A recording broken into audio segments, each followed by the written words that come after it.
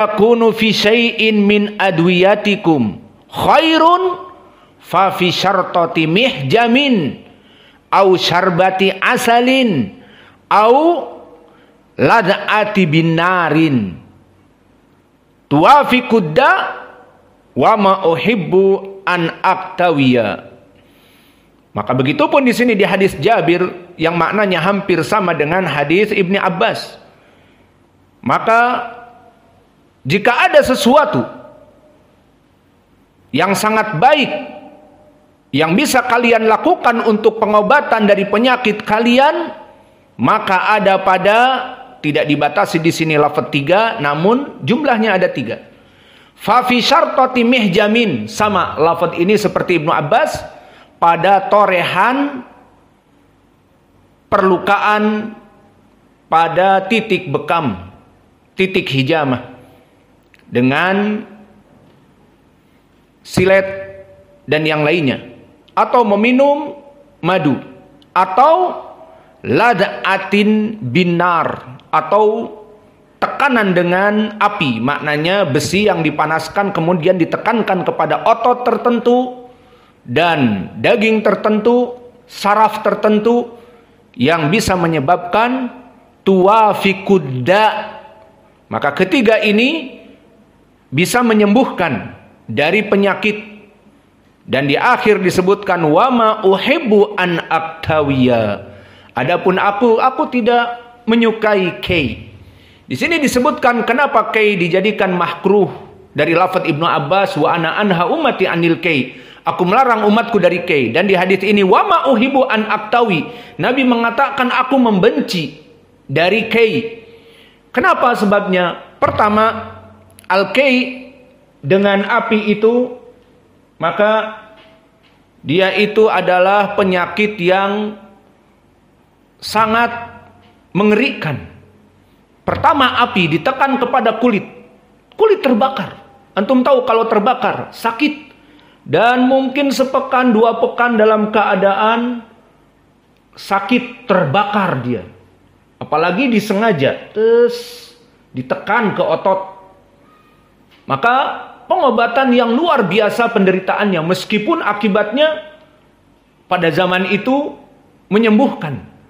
Maka Nabi mengatakan, dan aku membenci kay, dan aku melarang umatku dari kay, maknanya makruh.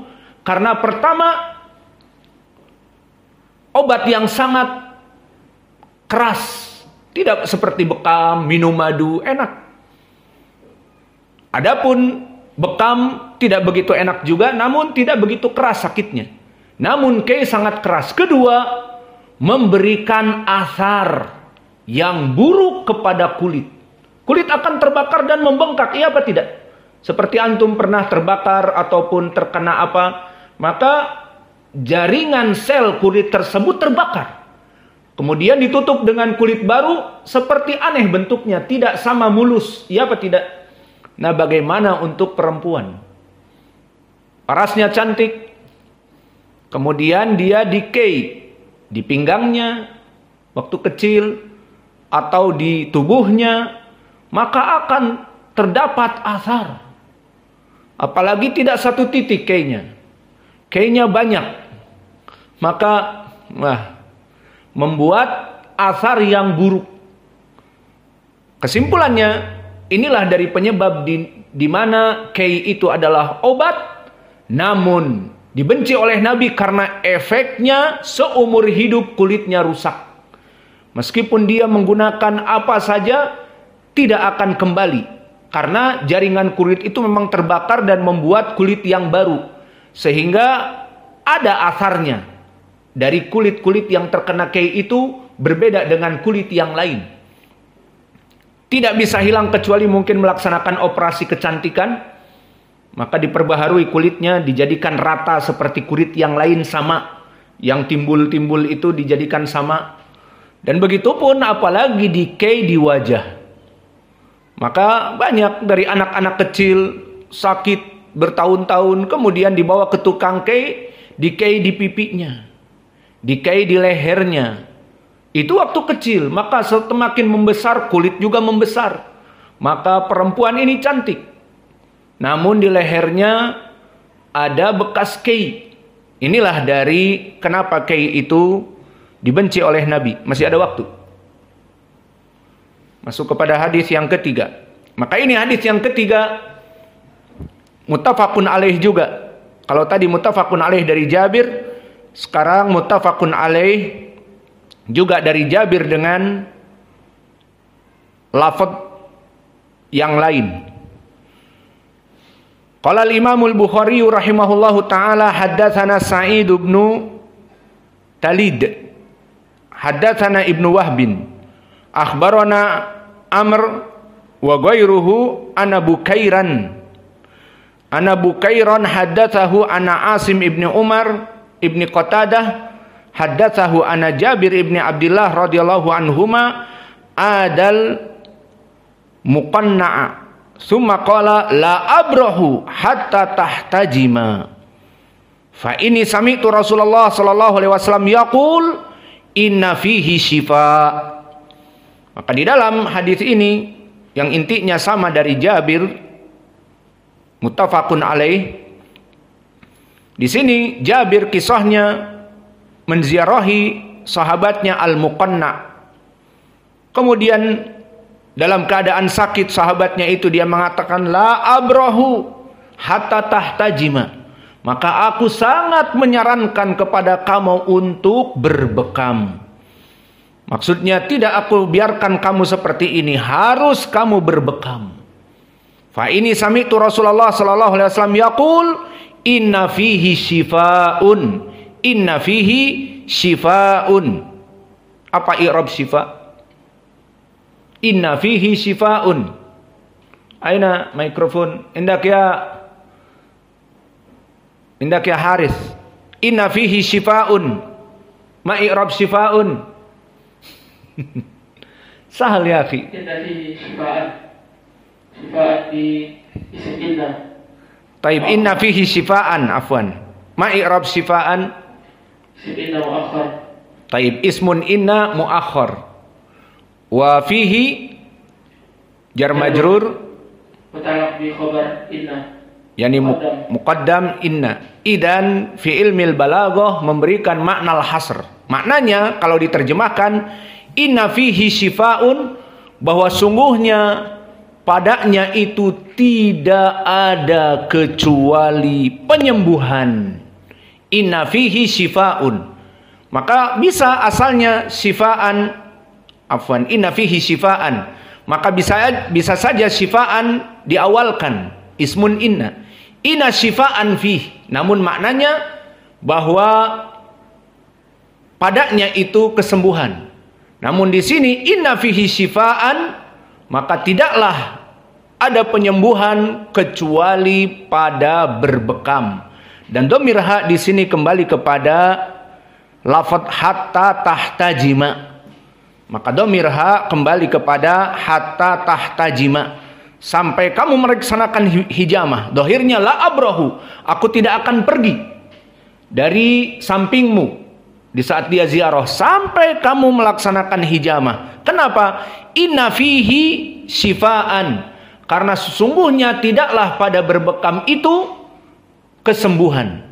Maka ini menjadi pendalilan tentang permasalahan berbekam atau hijamah adalah suatu praktek pengobatan di saat terkena penyakit. Al-muadzin yuadzin aw adu? Belum. Tambah lagi. Al-babur rabi', masuk kepada bab yang keempat. Kalau tadi di bab yang ketiga kita menyebutkan bahwa hijamah dari penyebab kesembuhan, dari pengobatan yang menyembuhkan, maka di bab yang keempat penulis ingin mengangkat lagi lebih dari itu. Apa? Ahsanul ilaji alal itlaq. Bahwa al-hijamah ahsanul ilaji alal itlaq. Dia adalah sebaik-baiknya pengobatan secara mutlak.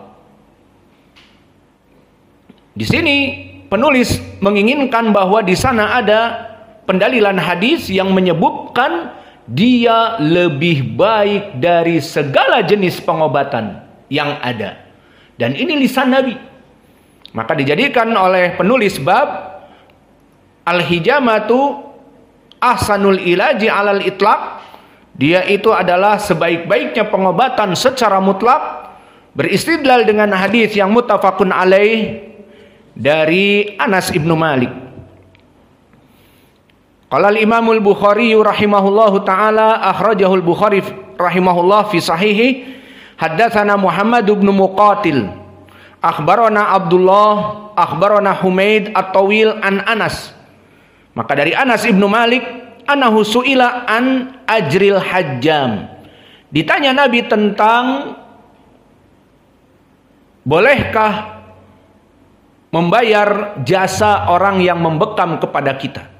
Faqala, dijawab oleh Anas ibnu Malik di saat ditanya tentang bolehkah orang yang berbekam itu meminta uang jasa, maka dijawab, ihtajama Rasulullah sallallahu alaihi wa ala alihi wasallam hajamahu Abu Thayyibah wa a'tahu sa'in min ta'am.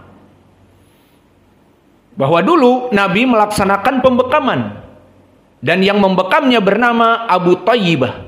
Lalu apa? Wa a'tahu sa'in min ta'amin. Kemudian Nabi memberikan sa'in.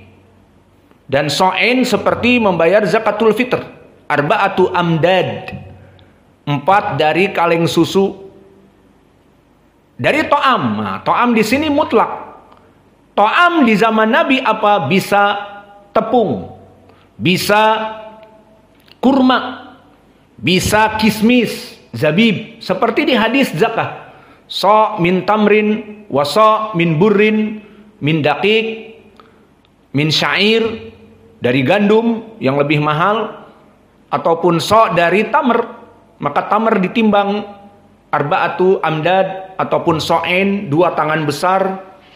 Maka itulah balasan atau bayaran yang dihalalkan oleh Nabi bagi mereka orang yang membekam. Maka para bekamers jika membuka klinik, kemudian taulah membuka klinik berarti dia harus membayar sewa tiap bulan atau tiap tahun dari kiosnya atau dari kliniknya, dan dia mempunyai bekamers yang lain, mempunyai tobib-tobib, berapa yang harus dia bayar, maka dia pun mengambil dengan tarif yang sesuai keadaan di daerah tertentu. Maka di sini hukumnya mubah untuk mengambil jasa. Dan Nabi dulu memberikan balasan dari jasa yang diberikan oleh seorang sahabi Abu Thayyibah tadi dengan so'ain min to'am. Tidak disebutkan to'amnya di sini, yang jelas bukan ruz, karena ruz tidak ada di zaman Nabi, jarang. Wa kallama mawaliyahu fakhaffafu anhu, maka dikatakan kepada tuannya agar diperingan dari orang ini. Waqala, dan ini poin pendalilannya, inna amsala ma tadawaitum bihi al-hijamah. Ma makna amsala? Amsala best of the best, yang terbaik, bimakna afdola, bimakna akhyara, bimakna ahsana.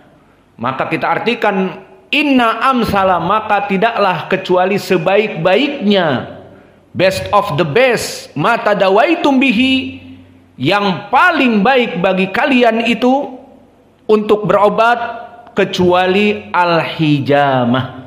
Maka dijadikan nas di sini, inna amsala ma tadawaitum bihi al-hijamah, sebaik-baiknya pengobatan yang kalian lakukan di saat kalian mengobati dari penyakit kalian adalah berbekam.